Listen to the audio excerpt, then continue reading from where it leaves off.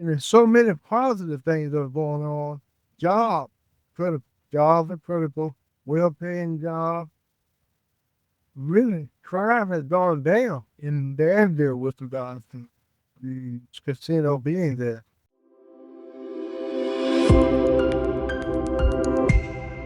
Hi, and welcome to Civic Pulse, Politics and Everyday Life.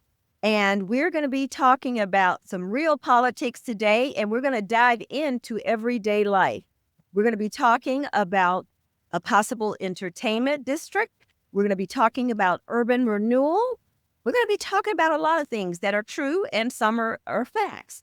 And joining me today, I have former mayor, the illustrious Sherman Lea Sr., former mayor, who is also from Danville, who lives in Roanoke right now, but from Danville, which was really important because he understands the politics of it, and also a former resident of Danville.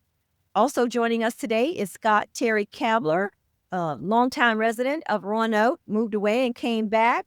And unfortunately, we don't have anybody who is opposing the entertainment district on this podcast. We're going to have them on a subsequent podcast in a couple of weeks. So today we're going to be delving into some of the questions and some of the concerns and really dispel some of the myths that are out there about a possible entertainment district. So before we get started with that, I wanted to go over some of the chatter about urban renewal and some of the misinformation that's out there. So for starters, there was a lot of talk about She's moving from Williamson Road and Orange Avenue because of the homeless people. Well, I really want to disagree with that because Sheets has relocated down 460 right in the midst of about 1,000 residents. And Mayor, you were on council when we made that move. And Scott, I think you might have been on the planning commission. So you got 780 plus apartments coming, plus almost 300 there. So they were not naive. They knew what they were doing. They were looking at the economic aspects of that. So it wasn't because of the homeless people. And what a lot of people don't know is that last year, another company purchased Sheets, and they are going to be putting another Shell station there with a drive-through. It's actually a friend of mine named Sean. We did the ribbon cutting for the mayor on 10th Street. The same folks that own that Shell there are going to be putting another Shell station right there where the Sheets is. Not to mention, there's going to be a virtual indoor golf course right behind it. And we have what? Starbucks down the street, Dunkin' Donut, Wawa coming. So I just want to dispel all of that noise that area is going down and the homeless has taken it over. That is not true. I just named about 4 things that are really positive that are happening right there in that corridor. That's number 1. And number 2, somebody said the city received money from Roses. Mayor, are you familiar with the city receiving any money from Roses? No, I have not seen any. And must be some backroom money, but That is not true. Somebody posted it on my Facebook page, and I said, I really don't know where they're getting their information, but that is not true. And that an entertainment district would increase the crime rate. And I think that is certainly false because I did pull some information about Danville and Caesars, and actually the crime rate has gone down. So all of that, let's get all of that out of the way because none of that is true. I also want, before we get started, Scott, you and Mayor, I want to talk about the law and the process because I don't think people understand what the law is pertaining to casinos and gambling.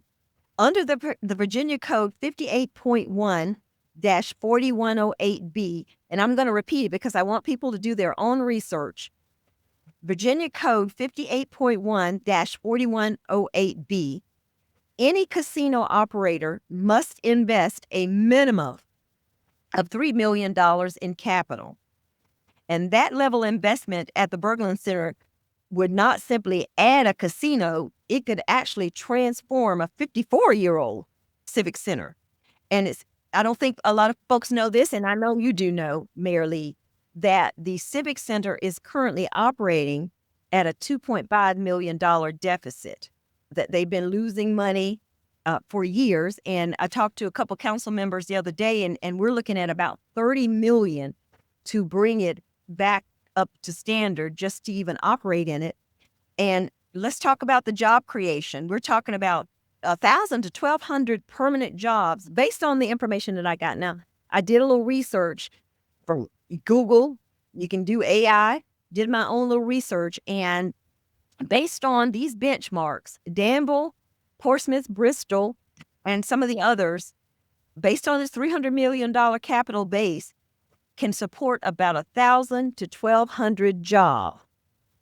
And these jobs are averaging about $54,000 plus salary and benefits. We're looking at roughly $60 million per year in just payroll circulating in our economy, Mayor. And, maybe they won't have to raise any more taxes. So this is some of the things that meet Mayor Cobb's statement when he said creative revenue streams without raising local taxes when he did his press conference. So those are some of the things that I just wanted to put on the table, Mayor Lea, before we got started. But you and Scott are both, very active members of this community and understand the process. And a lot of people don't understand the process. So, Mayor, do you mind if you and Scott, if I just take a second to explain the process? Because people think that the city can just open up an entertainment district. Okay, so this is an entertainment district that they're proposing anchored by a casino. And the casino is only 15% of the footprint. But before they can do any of that, and Mayor Lea, you know this stuff, you stop me if I'm wrong, but based on my research, before they can do any of that, Virginia has only qualified 5 host cities for casino. And in order for us to be 6 or 7, because I know Fairfax has made an attempt and could possibly make another attempt, we have to get our legislators to bring this before the General Assembly, and we have to get it past the Senate and the House, and the governor has to sign off on it. And then after that happens, we have to petition the circuit court to get a referendum on the ballot for the public to weigh in on it. They have to vote on that. And so it's not like this is something that's going to happen overnight. The city can just open up a casino if they want to. If I'm not mistaken, Mayor Lea, that is the process from my understanding. Would you agree on that? It's a very extensive process. So it's not going to happen just, okay, we're going to do it. As many citizens consider all we have to do, or all the city has to do, is go down and vote for it. And that's it. It's an extensive process where you have to get, as a matter of fact, the public will even be involved in this to a certain degree. So it's going to take a lot of work. It can be done, but it's not pushing that rock up the hill. And so it's a quick something that can happen. A lot of people have to commit and sign off on it and support it. So, but I'm just real pleased that the city manager had thought about this and really brought forth that idea, because it can help the city out of a lot of issues that it has to deal with financially. And thank you. It's a tremendous vision that she had on that. Yeah, thank you, Mayor. And the current council, I certainly give them their props for supporting the city manager with this idea. So we're gonna go into the first segment here, Roots and Reality, the legacy we live with. And before we talk about the future, we've got to understand that the past, we don't want to get stuck there. We had a couple of our legislators talking about urban renewal and the audacity to want to even put an entertainment district in that particular place because of urban renewal. And I think that is disingenuous. And I don't know that was their place to even mention urban renewal, because I'm not sure what they know and what they understand about urban renewal. But I will go to you, Scott, first, as far as the community activist. When people bring up urban renewal, what does that history mean to you and to the community first of that all, we live in? I want to piggyback off what you just said, Trish, about some of the disingenuous references to urban renewal. People have a tendency to bring it up when it's convenient for their agenda. And with that being said, I think we can all attest to the fact that urban renewal is a very sensitive subject to Roanoke's Black community. Personally, my father's family, they all lived in Northeast Roanoke, and they were all victims of urban renewal, along with many other residents who, had their homes pretty much taken. I mean, we can say they bought them, but at the end of the day, they were taken. Pennies on the dollar for houses that were either paid for or close to possibly being paid for. And then these residents were displaced. As I'm 56, I was born in 1969. The Civic Center was built a couple of years after I was born. So I never knew a time when residents in Roanoke, they didn't appreciate the post office, because nobody ever talked about it. Because I think personally, on the heels of the civil rights movement, Black folks were we were happy. We were now in the number. We were now included. The struggle was over to a lot of people. There's like this gap, and you guys, you were older, and you were probably a lot more involved. It was like a lull socially. We were able to go places, we were able to dine places, and at this point, we just don't want any trouble. So fast forward, let's say 2 or 3 generations. Now these younger generations of young people are starting to do their research. They're starting to learn more about local history. And then they start getting wind of what happened to their grandparents and their parents and so on and so forth. So you have this vitriol that sort of comes from the later generations. And then they remind those older generations about what they actually lived. So now you've got everybody in an uproar. And I welcome that, because, and that I always say is you cannot recreate history. It is what it is. You don't have to live in the past, but also, it's not necessary to forget it. But also you have to move forward. And, I'm huge on progress. And, as I said, I'm 56, so I'm not so much concerned about what Roanoke is going to be for me, but I'm more concerned about my daughter and her generation and generations to come. So, if I have to be on the front lines as you guys were at one point in your lives, then I'm willing to take that charge. Well, I appreciate that response, Scott, because I know that a lot of the young people are, they are curious about what happened. The more they learn, the more questions they have. I am certainly not a native, but I've been here since 1984. So I'm older than some of the young people who were talking about urban renewal. And I can understand their position. I understand, where we were as members of council with urban renewal and how we wanted to address it. But I don't know that we should be using that as political pawns. And I just think it's, opportunist. And anybody who does that is an opportunist. And I don't think that it's right, because that is very painful. It still hasn't gone away. I know people who are still dealing with that. Like you said, your family, Mayor Lea, I'm pretty sure you can weigh in on that. We're still dealing with the remnants of urban renewal. Well, I think your word as a political pawn was right on target. And that was used to a degree to stir up the emotions of people in Roanoke, especially the Northwest citizen. We all know how urban renewal has affected the African American community, and those were still there. But it's a word, and that's what we're going to have to combat as we go forward in the political job and the words that are used in certain places. But and Scott said that we have to move forward. We have to be focused on what we're going to do and how we can continue to make this city an all-American city as it has been. It's going to take some decisions. It's going to take some changes. And that's so important to us that I think, again, that's what we have to prepare for.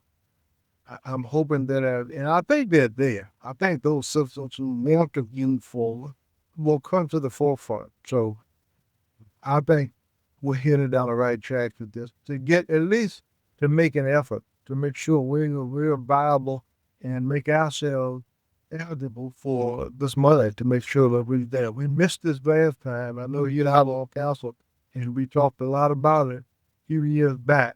All of a sudden, you see things popping up in Portsmouth and Bristol and Danville, and it has been tremendous shot in the arm for Danville and what they're doing now. And so I always go down and ask council, can we borrow a little bit of their money to make it? Well, inundated with a lot of money that they've been able to do a lot of tremendous things in it. So, but I know we'll talk about that later on.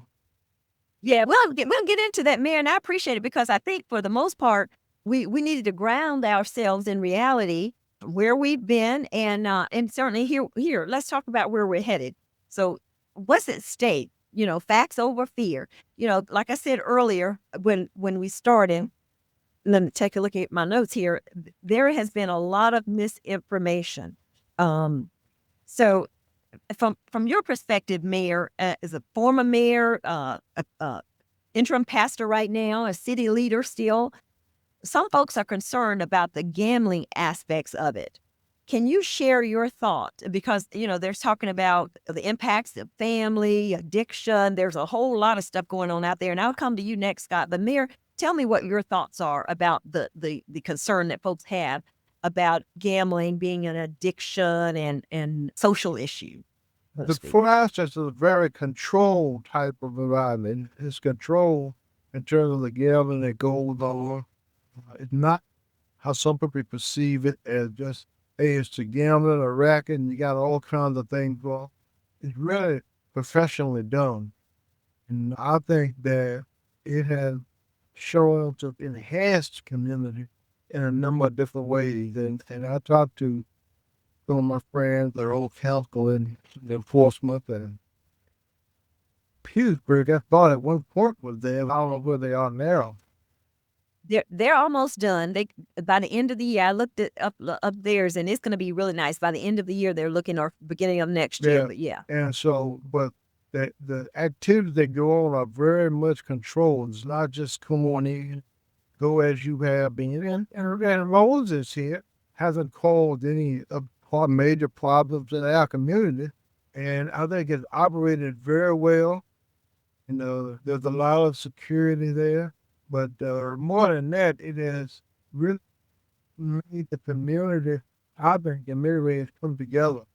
And they're seeing the fruit of their work because now you got the high school football stadium, not the stadium, but the track. Gymnasium is being done, worked on, and they've got a new gymnasium there. And there's so many positive things that are going on. Jobs are critical, well-paying jobs. Really, crime has gone down in Danville with regards to the since casino being there.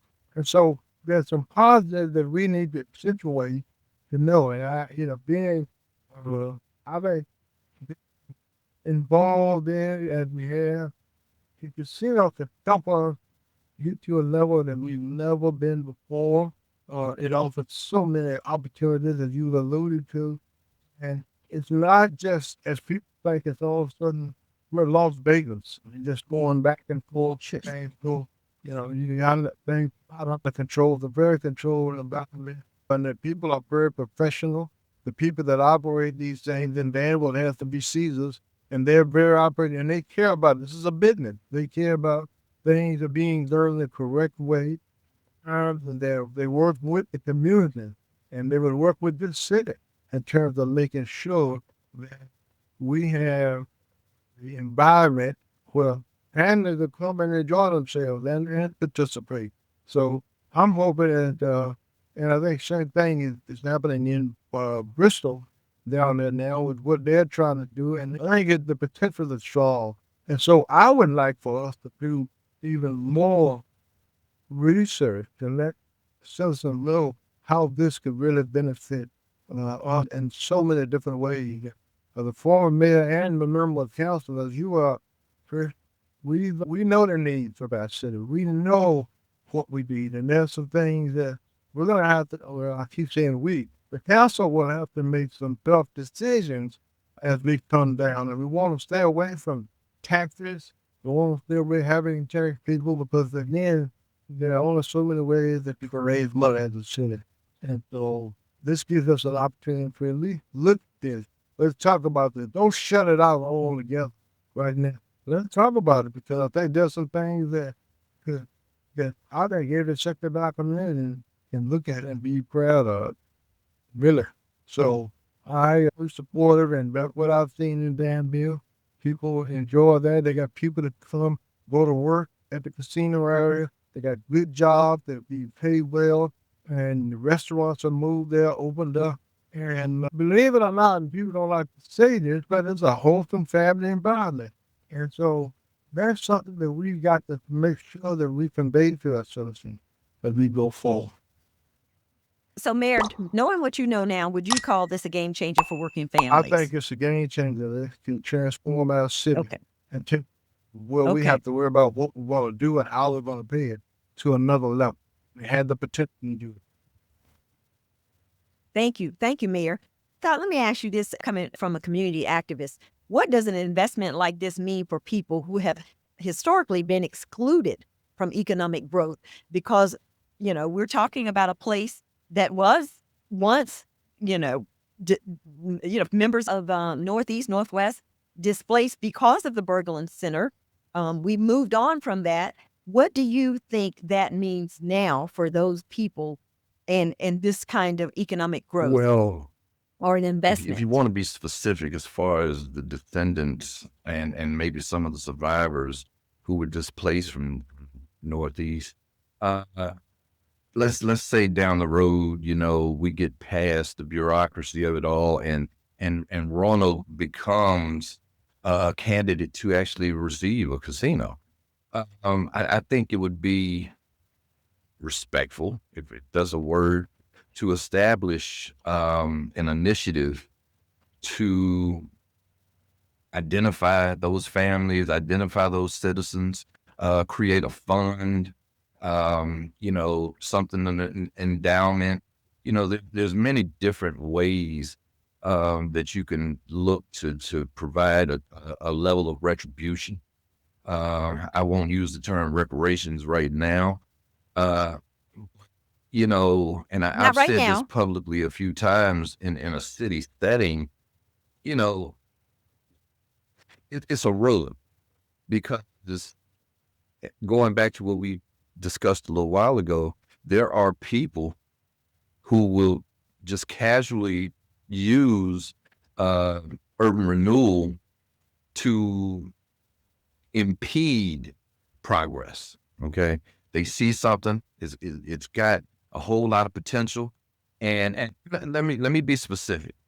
Non-blacks, okay, I'm gonna say that. All right, they've identified that Right. once they mention urban renewal, they're going to trigger an emotional response in the hearts of Black women. You know, it And yeah, and it it does. absolutely And you've does, hit the nail right on the as head. it It does. should.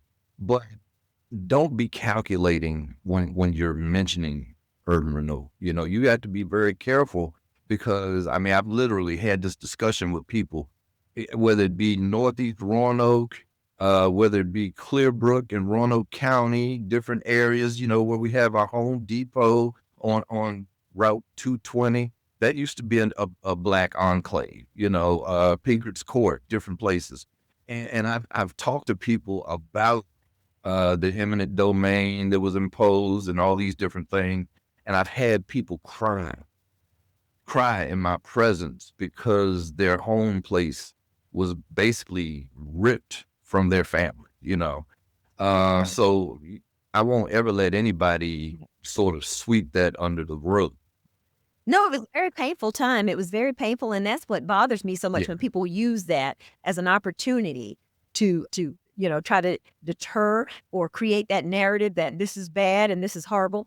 There are some aspects that we would certainly have to work through. And Mayor, I'm like you always say we because I feel like we are part of the city, but I just don't like that is just not good when you have folks who are not Black, sending out a press release talking about urban renewal when you're talking about some economic growth in a community that needs it. So I appreciate you being candid, Scott. I think it needed to be said, and I appreciate you saying it. Also, we just want to keep reminding folks that we're looking at the Civic Center operating at a deficit of $2.5 million every year, and another 30 to get it up to par. And I'll probably say that again before this is over because I think people need to understand that. And there's like you said, merely there are only so many ways you can generate revenue. So we'll move on here. So let's talk about equity and opportunity. And you've touched on this a little bit, but I'll go back to you, Scott.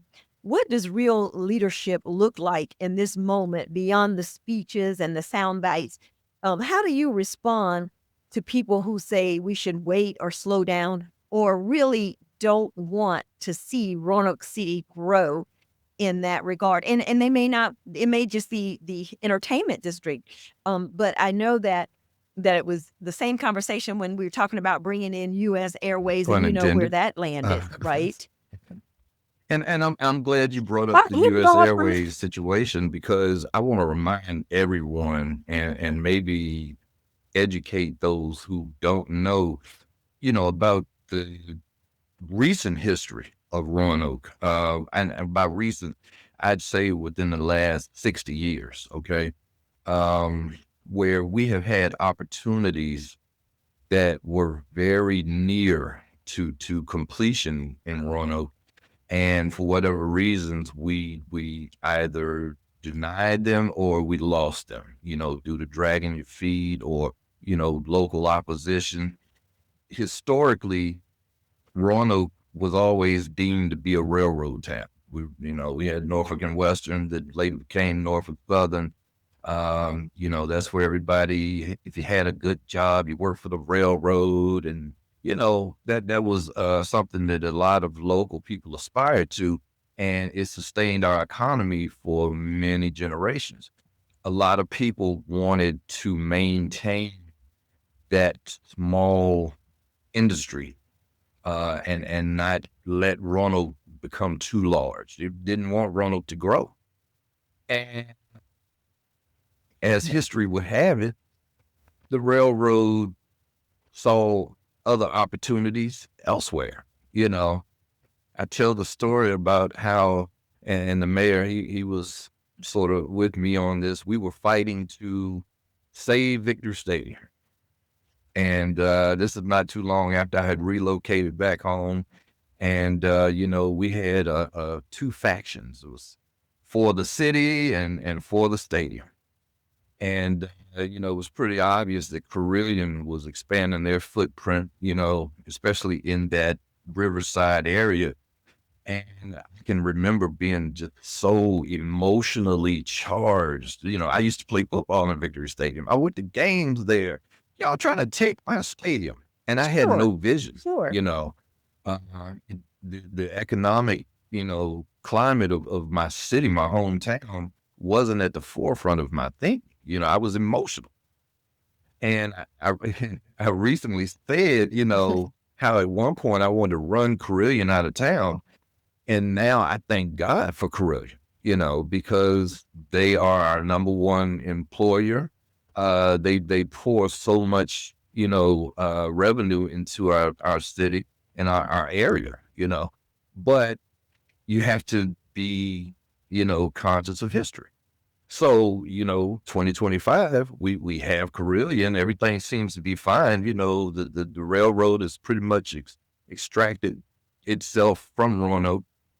Who's to say what happens 20, 25 years from now? So what I'm saying is, do you diversify and do you create more opportunity, more jobs, more revenue? personally, I'm gonna tell you, spend $300 at Walmart in Roanoke City. When I'm checking out, as soon as that thing asks me how many bags I need, something in me goes crazy.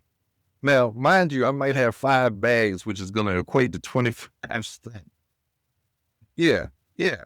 But I 25 I cents, just Scott. spent an obscene amount of money.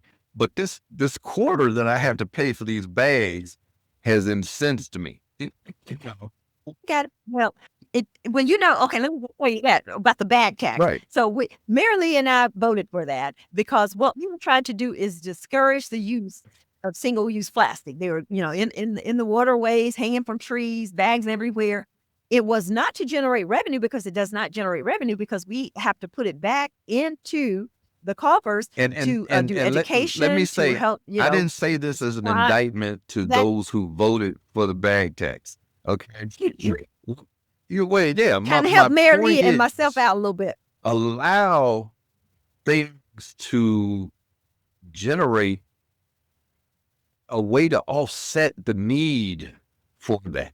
You understand? Yeah. I mean, Progress. as far as I'm concerned, Roanoke is a beautiful place.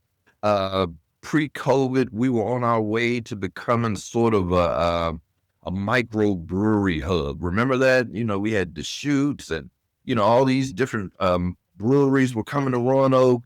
COVID came, that threw everything out of whack and off track, and we sort of lost that opportunity through no fault of our own. Okay, we're Right. sort of an outdoors attraction. We get these 5Ks, we get these festivals. Let me stop you there, Scott, because somebody came on one of my social media pages and said, we want to remain, this is what we want to look like. Roanoke is beautiful. I agree with you on that. Nobody can deny that. Roanoke is actually a very beautiful place, but they are saying that they want to remain this kind of an outdoor place and that we're going to change the dynamics and the energy by bringing an entertainment district. In your opinion, and I want you to follow up, Mayor Lee, in your opinion, Scott, can we have Absolutely. both? I'll use Charlotte as a likely example. And I've literally watched Charlotte grow over the last 30 years. I mean, it's just been amazing. There are areas of Charlotte that are deemed, outdoorsy. They have their own version of our Greenway, and different things. So, having commerce, and first of all, let me just mention this. When you lose revenue, there's a certain level of desperation that sets in. And I say that because a large majority of my family, they moved from Roanoke to Youngstown, Ohio. And Youngstown, the Midwest, they're known back in the 60s, 70s, parts of the 80s as auto towns. Everybody worked at the plant, and if you weren't building cars, you were building radios, and everybody had a big Cadillac in the driveway and they had their own home. And then when those plants closed down, along with that went those Cadillacs. Along with that went those houses. And then you have a depression that sets in with the people who lose their means of making a living. And then that leads to different things like alcoholism, drug use, and domestic violence. Because when you don't have money, things get bad, okay? And it's so easy for us to sit around when everything seems to be okay and say what we don't want. But you can't wait until things go bad to try to figure out how to fix it. So I would give everybody the insight to be able to look 20 years down the road. That's all I ask. What are your thoughts, Mayor, Sure. about what we're saying? Can we have both? Can Roanoke City be this outdoorsy town with a population of roughly 100,000? And I might add that we've been around 100,000 for 20, 30 years. I mean, we just seem to be hovering around 100,000. Can't go any further for whatever reason. But please share your thoughts on that, Well, Mayor Lee. I concur with Scott. that we can do both. Tourism is a vital part of what we've done, and we've done it for years, and we do it very well. And it's very well received. When you consider that Amtrak has picked up, we're having more and more. It's growing. And so that's a possible, that's something that's good. And then that we will prepare to get involved with the casino and the businesses and the money that it will bring to our community. It will allow folks to do more things. And so I think it's an opportunity that's important for us. And we're a city that's still dealing with certain level of poverty, opens the doors and it brings jobs. And I think, as Scott alluded to earlier, it's nothing like jobs, giving people money, jobs, and that's a good thing. That's a good opportunity. So I'm hoping that when we talk to our colleagues, and I can also, because I've gotten I've many friends with them, and we worked together for a little bit more than 20 years over there with legislative colleagues and our county colleagues, and even in Botetourt and Roanoke County. I want us to continue to look at this as something that can benefit not only the city of Roanoke, but it can benefit the surrounding community. And something we need not forget, that people that live in Botetourt come to Roanoke to work. People that live in Roanoke will be going to Botetourt to some of those jobs there. We can all help each other. I think it just makes it a more viable and community throughout the valley, the Roanoke Valley, and the New River Valley.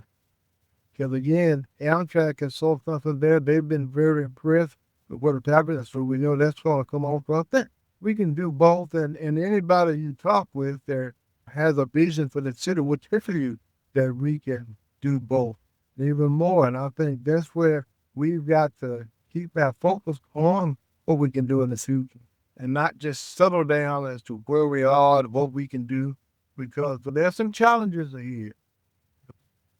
Commit ourselves and continue to talk with our colleagues in the surrounding counties and talk with them in a way that says this is good for all of us, not just the city, but all of us.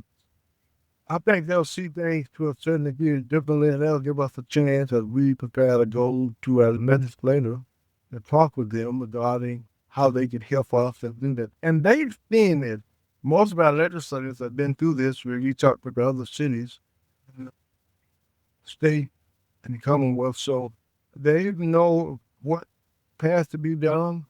I'm sure if we talk with them, and hopefully we will, there are meetings that they go and say, yeah, I know what, and I think they're in favor of it. And so I'm looking for these things that happen, and I'm excited about what November 4th will bring to our state, ideology, and what we can do. So we can, by all means, we can do work together, even do more. And so, Well, let me say this, Mayor. So I think our council members are in favor. Otherwise, the city manager would not be moving this forward. I think she would have to have some support, or if not all support, from the members of council. We do know for a fact that two of our delegates have spoken out and said that they are opposed to it. What would you say to those delegates that are opposed to the idea? Because that's all it is right now, is an idea of an entertainment district. What would you say to those legislatures? because one of the legislators that said that is in business. They're in business, and this will enhance business even more. And another one, she's involved. He's a legislator really for this. I just think that we got to give it a chance. Let's talk some more. Let's look at the realities. Let's look at the figures, the money figures, and what we can do, and talk about it. Even to a certain degree, I think working with focus groups to say, let's study this. Let's see what we can do. Bring that together from both the cities and every county to talk about. And I think there's an opportunity to make real change there and convince our legislators, some of those legislators, that, hey, this can work and this will be good for the area. Be good not only for Roanoke County and the entire area. So we need to do that and continue to talk and discuss. Just don't dismiss it. And that's the thing that concerned me once I heard about them last week at the press conference, is that people who are dismissing this already. And this is an opportunity to not only to help us, because we have issues, but other surrounding areas have issues that they can deal with, and that this can help us out. So let's keep the doors open and the lines of communication. Thank you, Mayor Lee. Scott, you're on social media a lot and you've heard some of the comments. What would you say to some of the folks who oppose it? And I would love for them to have the opportunity. I think in a couple of weeks, we'll have some folks come on who actually oppose it. But what are your thoughts based on some of the comments that you've seen from folks saying they oppose? Now, I don't know exactly what some of the reasons are other than the addiction, the gambling, the kind of traffic that we would get from some folks that they see or deem undesirable, which may or may not be true. But what are your thoughts on that? The And good then thing we'll about wrap it it up. is, like the mayor said, we've got like very recent examples. Danville, Bristol. I'll even use Ventnor. I mean, Rosie's is not a casino, but it's a gaming house, and it attracts people who enjoy chance. It also attracts people who enjoy entertainment. You know, they have bands there. I hear the food is delicious. You understand what I'm saying? Yeah. I personally, Yeah. and I'm not saying this is the case, but I haven't heard of any violence. I haven't heard of any fights that broke out. I haven't heard of any panhandling that goes on in that vicinity. Again, going back to the urban renewal piece, when people try to use these things to push their agenda, there's a fear factor that people try to incite when change is coming. I can remember when Salem didn't want a Chick-fil-A. I mean, you know, half of the city was opposed to Salem getting a Chick-fil-A. I know, right? A Chick-fil-A. Well, I've heard, Mayor, you might be able to help us out on this, but I heard initially they didn't want, some folks didn't want Amtrak to come. Did you hear that, or did you? Well, there was always opposition. There was some opposition there, and as in many things, we've been around there long enough to see, and I have at least working on council and school board and that there's opposition initially on a lot of things because people just don't see the long range vision. They don't see that vision. They're saying, "Hey, this is going to be negative. It's not going to help." But once it's done, it's awesome. And I think just like Amtrak, and we're going to be doing some things like Airport in a few years to enhance that. Which will say, well, why haven't we been doing this for a long time? Why are we waiting for something? It happens. That's just the nature of the beast out here when you get some things going on. And that's why I want to continue to keep the doors open to talk to our local legislators and citizens about this. And I think they're down. They just have to be brought up, and we have to be transparent and communicate those things that we see in fact and stay with that. But in many things, and I'm so appreciative of the vision that Scott and Planning Commission has helped us with and issues out there, that I think people, it takes time for them to see the more, but we just got to stay at it and stay with it. And I think you'll do all that we can do. And that's what I encourage my colleagues on council and the parents to continue to do that. To accentuate that vision, the other vision that can make Roanoke and the surrounding community, even better than what they've been before. We got an opportunity here. Let's look at the opportunity. Let's study it and be open, be objective to it. I did dismiss it, but be objective. It's easier to say no, don't want it. That's the easy thing. That you can get it, show us how it can help, show us what it can do. And that's something that's a challenge for us, but I think we can lead that challenge. Well, thank you. Thank you for that, Mayor. I do believe that it's important for us to educate the community because just in the last week or so, when the conversation came up and they did the press announcement, a lot of people did not realize that the Civic Center was actually losing money. And Mayor, you've been on council, you've toured it, you know that needs a new roof, that it's, leaking in different spaces. At one time, they were down to one boiler. We're looking at a $2.5 million deficit every year. And if you're talking about new construction, I understand that, but we don't have to have new construction. We're talking about already existing construction where a company could come in, make some changes, renovate it, make it really nice without building a whole new, like Danville had to build an entirely new casino. So we're looking at that and the money that it would generate. I know everybody's saying, you keep talking about the money. Well, I've been on city council. You've been on city council. Scott, you've been on the planning commission.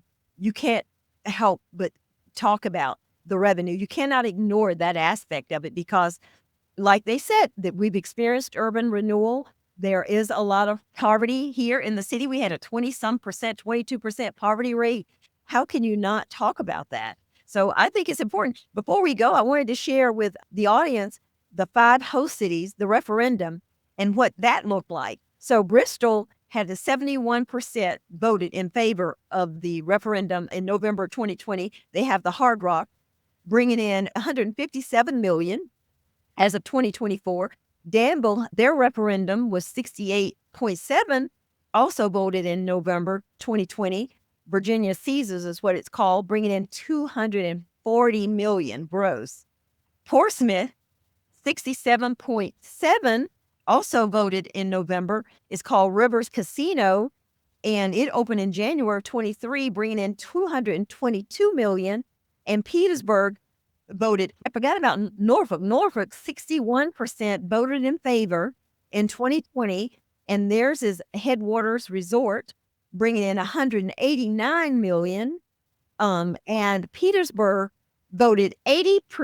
80% of Petersburg population voted in 2023 for a casino that's going to be called Live Casino, going to open sometime in 2025. So, of course, we don't have any revenue, but these are the 5 that Virginia has given permission to be a host city for a casino. So there's a lot of information out there. I didn't make any of this stuff up. Between Google and AI, you can find whatever you want. And I wish people would do their own research. And I certainly thank you guys for taking the opportunity to talk to me and to talk to viewers of Civic Pulse about the potential casino, because I have a lot of friends who are good friends who are opposing it for whatever reason. And I think you're right, Mayor Lea. I think it just means education and transparency. And from a member of council, perspective, I sympathize with them because I understand what they're trying to do and I understand what it's like to feel pushback.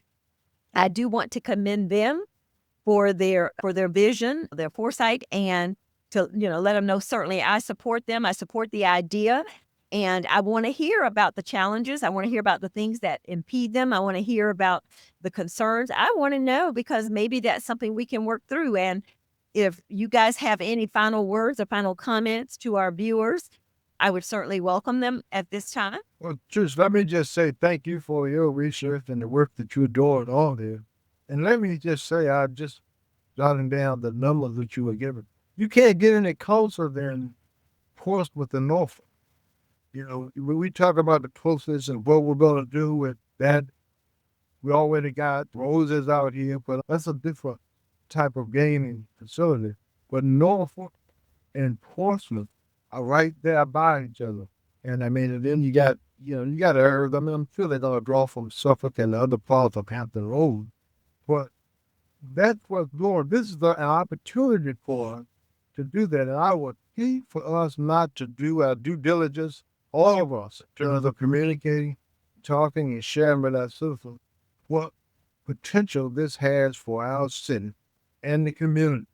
We can do some things that we really need to do, and I know people are concerned about the Civic Burglar Center, but the infrastructure there needs to be dealt with, and we're going to eventually have to deal with it. I don't mean to, I may not even say it true on stage because we don't want that. We don't want to tax anybody. You want to go and do what we can do with revenue that coming in, new revenue. So it's going across the state. This is just not a Roanoke City idea that we're trying to do. Don't dismiss. Keep working. Keep pushing. And I think that we'll be pleased at the end. There's a lot of hurdles we have to cross, but anything that's worth voting for, you have to build those roads. I think we have the people. Yeah, a lot of hurdles, Mayor. The whole process I mentioned earlier.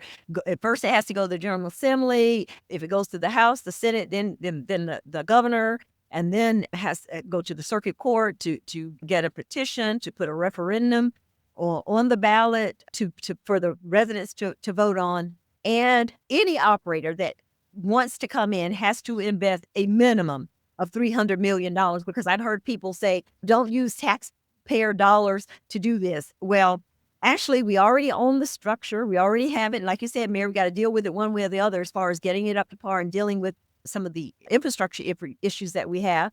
So there's a lot to be said. But Scott, what's your final thoughts on this? Twofold. First of all, I want to remind the citizens of Roanoke City of the limited potential that Roanoke has to attract business and industry.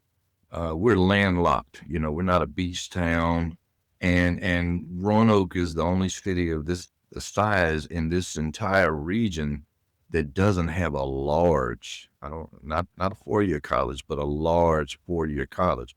I was in Charlottesville the other day, and when I tell you the traffic is insane in Charlottesville, UVA has Charlottesville, just bumping.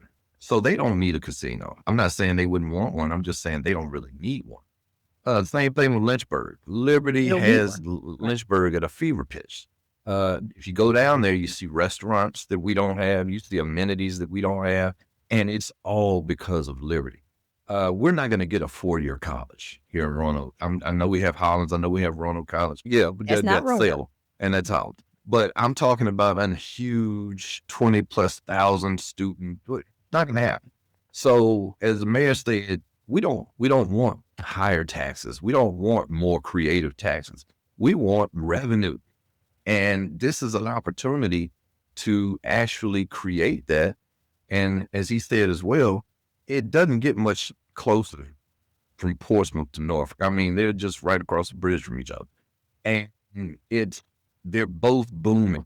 So when you infuse that type of money into an area like Roanoke, it has generational potential. So think about that. Well, thank you. And again, thank you so much for joining us here on Civic Pulse, Politics and Everyday Life. And we're going to have some folks to come on, hopefully, that are in opposition to tell us what their concerns are and why they think it's a bad idea. We'll be talking to them next. Thanks again, Mayor Lee and Scott Terry-Cabbler. We call him STC. Appreciate you guys. And you guys, Thank you for having me. until next time,